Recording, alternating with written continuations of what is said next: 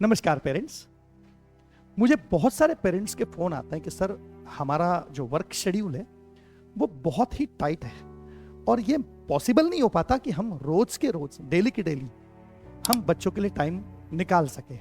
Weekends में तो possible हो जाता है, बीच में भी कई बार पॉसिबल हो जाता है, लेकिन बहुत सारी बार हमारा वर्क शेड्यूल बहुत टाइट होता है। तो मैं समझता हूँ इस बात को।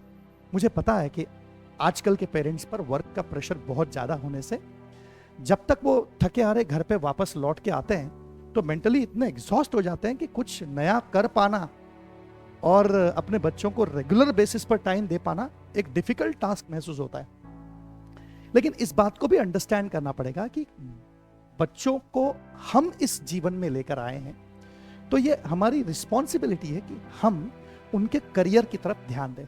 और ये तो आप अच्छी तरह समझते हैं कि जिस चीज की तरफ हमारा नेग्लिजेंस होता है हमें लाइफ में उस क्षेत्र में नुकसान भुगतना पड़ता है। ये तो आपका कॉमन एक्सपीरियंस रहा होगा।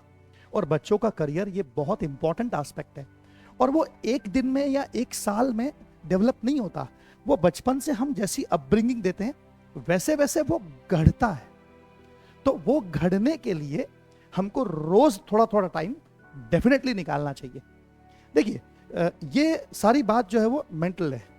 अगर आप एक बार ठान लेंगे कि चाहे मैं कितना भी थका हुआ हूं, चाहे कुछ भी हो जाए, मुझे 1 घंटा मेरे बच्चों के लिए निकालना ही है, उनके साथ टाइम स्पेंड करना ही है।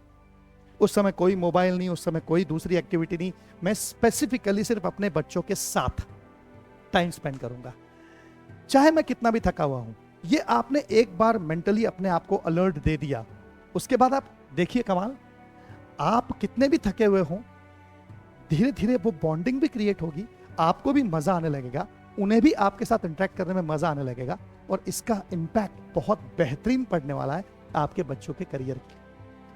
आप करके देखिए, ये बिल्कुल पॉसिबल है, 100% पॉसिबल है।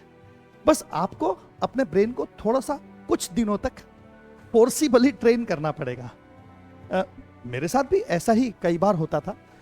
ऑफिस में काम का प्रेशर काफ़ी ज़्यादा होता था और ऐसे समय में वापस घर पे आने के बाद में बच्चों के साथ में टाइम स्पेंड करना मुश्किल होता था। लेकिन मैंने भी इसी प्रकार से अपने आप को फोर्सिबली ट्रेन किया और अब धीरे धीरे हैबिट्स ही हो गई है, तो वो ऑटोमेटिकली हो जाता है। अगर आप करके देखेंगे तो ये पॉसिबल है, ट्राई कीजिए।